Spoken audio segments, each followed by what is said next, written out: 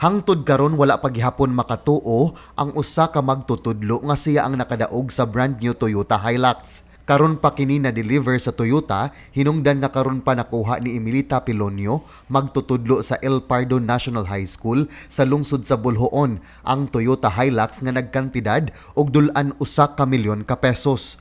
Ang maong sakyanan maoy premyo sa pasigarbo sa Sugbo online raffle draw diin gipahigayon sa milabayng buwan. Plano ni Emilita nga ipahuwam ang maong sakyanan sa iyang anak nga usa ka volleyball player sa GovCup. Thank you kay Tanan. Finally, naana jud mi magamit sa kanang dinalian niya lakaw-lakaw sa among school ug sa among family niya.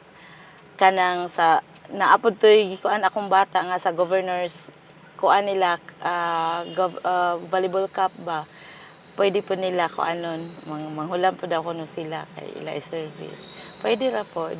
Dili na usab mabalaka si Emilita kay libre na ang LTO registration ni ini ug wala nay bayranan sa insurance hangtod sa 3 ka tuig.